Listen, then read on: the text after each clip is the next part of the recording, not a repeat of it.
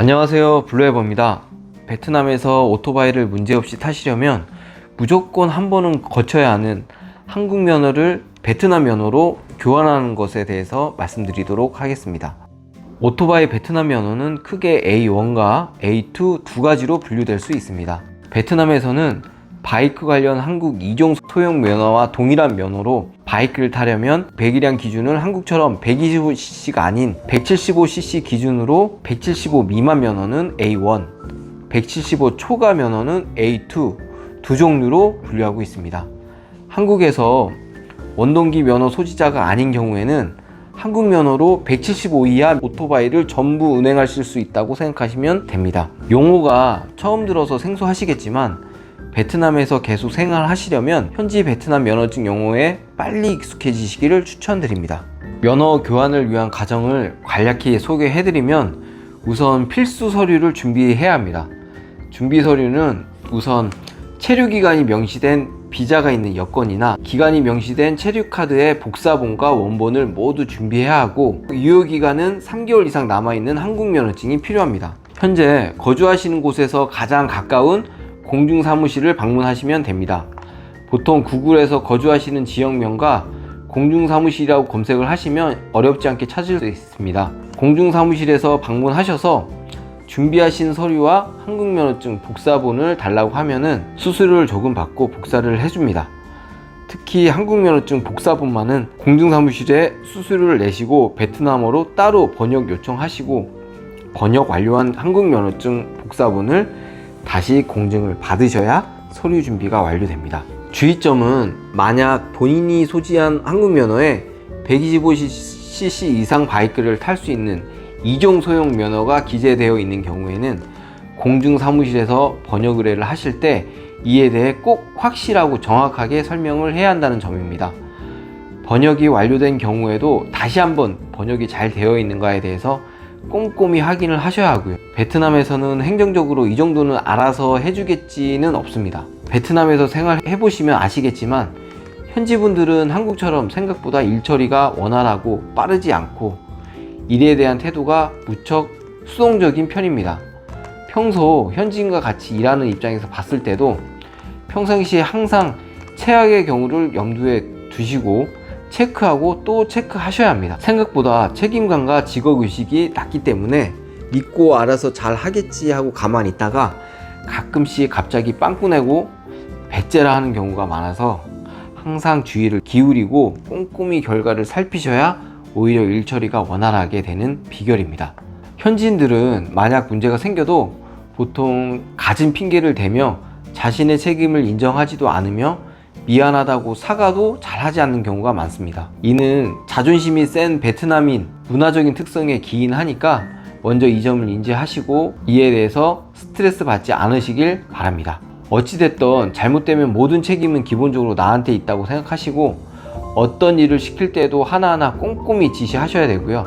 이후에 지시한 일이 잘 처리되어 있는가도 꼼꼼히 살피셔야 이후에 낭패가 없습니다. 한국 면허증에 원동기 면허가 명시되어 있음에도 불구하고 공중사무실에서 그냥 번역해달라고 부탁하고 가만히 있으면 175cc 이하 바이크만 운전 가능한 A1 면허를 받으실 가능성이 아주 높습니다. 정말 어처구니가 없는 상황이죠. 아마 사무실에 들어가면은 사람이 바글바글한 게 한국말을 하나도 안 들리고 사방팔방 베트남어 대화 소리에 정신이 하나도 없으실 텐데요. 베트남은 아무래도 자동화가 덜 되어 있고 인력 비용이 한국보다 저렴하기 때문에 어디에 가더라도 한국보다 일하신 분들이 많습니다. 또한 베트남어는 한국어와 달리 중국어와 유사하게 한국에 없는 성조가 있기 때문에 성조가 없는 한국어를 쓰는 한국인이 듣기에는 훨씬 시끄럽게 들릴 수 있으니 이도 사전에 인지하시면 좋습니다.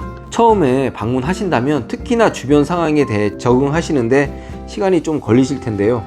그래도 마음을 다잡고 정신을 차리셔야 합니다. 만약 소지한 한국 면허를 베트남어 번역 과정을 깜빡 놓친 경우에는, 즉 결과적으로 한국 면허증 번역이 없는 상태에서 공증만 받고 가시면 나중에 교통국에서 무조건 서류가 반려되어 처음부터 공중사무실을 다시 가야 하는 첫 과정부터 다시 밟아야 합니다. 생각만 해도 끔찍하죠. 정신이 없더라도 꼭 꼼꼼하게 마무리가 잘 되어 있는지, 번역이 잘 되어 있는지 놓친 부분이 없는지 끝까지 다시 한번 잘 챙기시길 부탁드립니다. 공중사무실에서 서류 준비가 다 되시면 사전에 거주하시는 지역 교통국을 인터넷에서 검색하셔서 방문 경로를 미리 사전에 파악합니다. 베트남 교통국은 평일에 오후 4시 반, 토요일은 11시까지 하니까 출발 전에 본인 일정에 맞도록 효율적으로 방문 시간을 꼭 체크하시고요. 점심시간은 무려 11시부터 1시간 반, 즉 2시간 반이므로 이것도 꼭 확인하셔야 합니다. 그래야 하루를 다 버리지 않고 그나마 시간을 효율적으로 쓰실 수 있으실 겁니다.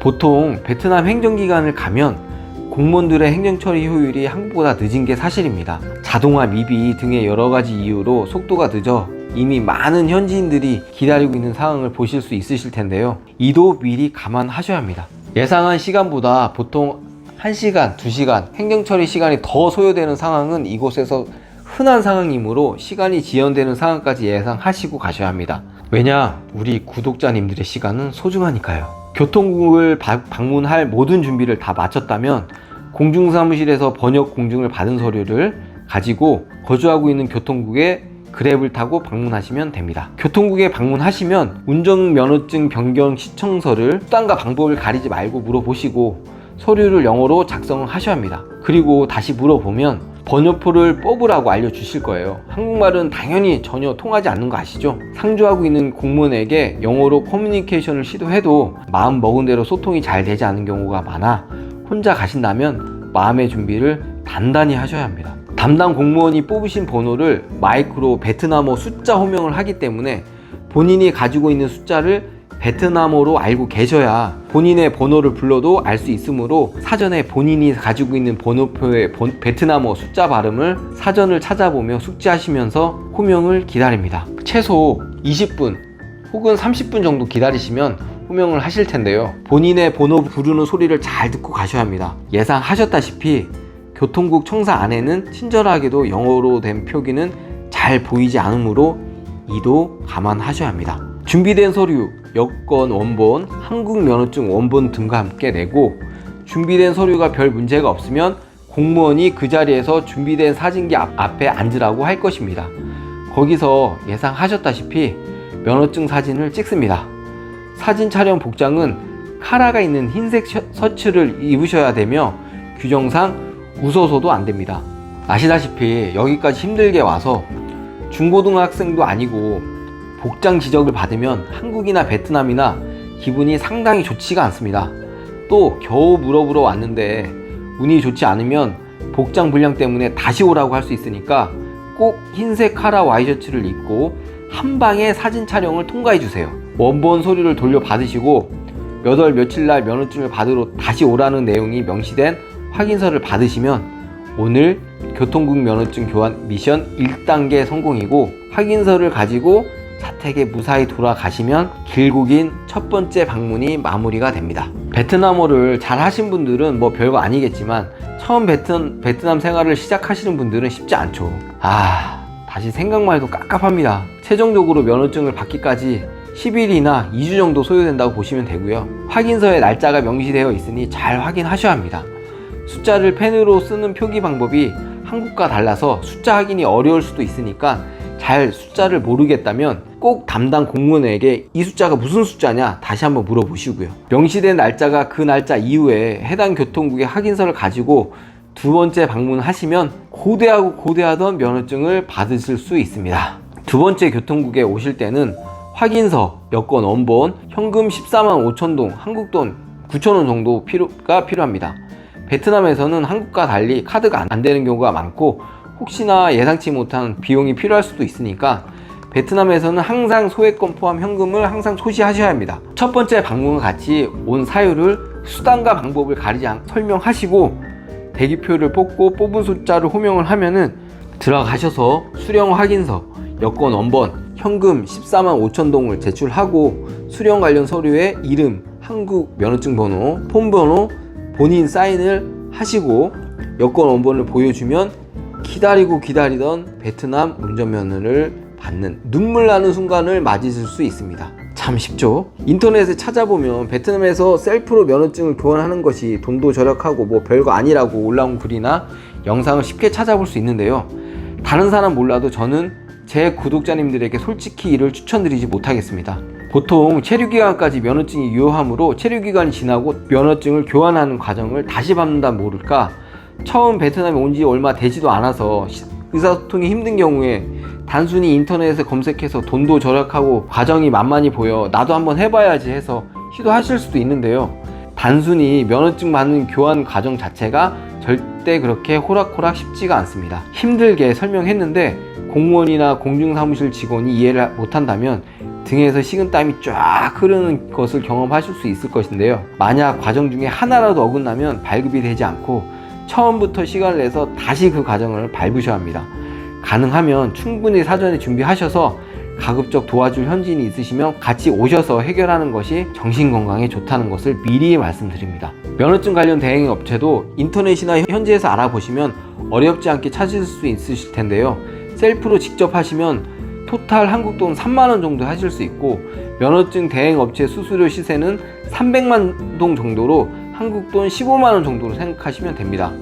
대행 업체별 서비스 차이는 별 차이가 없으니 최소 3군데 이상 수수료를 비교하시고 선정하시면 합리적인 선택을 하실 수 있으실 거예요. 셀프로 할지 대행 업체에 맡길지 선택은 편하신 대로 하시면 되겠습니다. 다만 한국처럼 행정 업무가 관공서에서 빠릿빠릿 원하시는 대로 착착 진행되는 것이 아니고, 영어로 커뮤니케이션이 잘 되지 않는 상태에 베트남어에 자신이 없고 2번 이상 이곳을 방문할 시간이 없으시다면 애초에 셀프로 진행하시다가 막혀서 시간 낭비, 돈 낭비 하지 마시고 처음부터 면허증 대행 업체 선택해서 한 방에 진행하시는 것을 추천드립니다. 힘들게 면허증을 수령하셨다고 해도 아쉽게도 공안의 단속에 완전히 자유로워진 것은 아닙니다. 다만 큰 법규 위반이 없으면 공안이 그냥 보내줄 확률이 소폭 증가했다고 보시면 됩니다. 공안 단속에 대비해 앞서 말씀드린 3에서 5만 동, 한국돈 2,500원 정도 현금을 항상 소지하거나 오토바이 트렁크에 두는 것을 추천드립니다. 잔돈이 없어서 고액권을 주면 절대 안 되니까요. 공안이 면허증 말고도 덮어 씌울 다른 죄는 무궁무진합니다.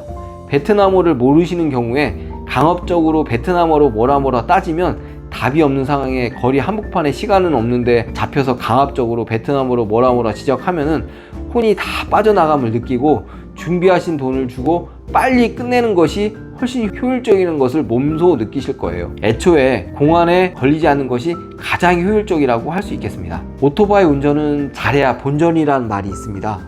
베트남에서 사고 시 한국처럼 원활한 치료가 어렵고 차량 사고보다 훨씬 부상이 심각할 확률이 높으니 무엇보다도 안전을 염두에 두시며 운행하시길 바랍니다.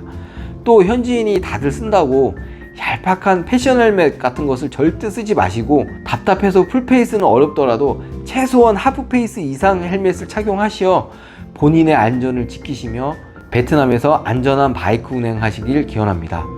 오늘 영상이 도움이 되셨다면 구독, 좋아요 버튼 꼭 부탁드리고요. 저는 베트남 생활이 도움이 되는 다음 영상으로 찾아뵙도록 하겠습니다. 오늘도 영상을 시청해 주셔서 진심으로 감사합니다.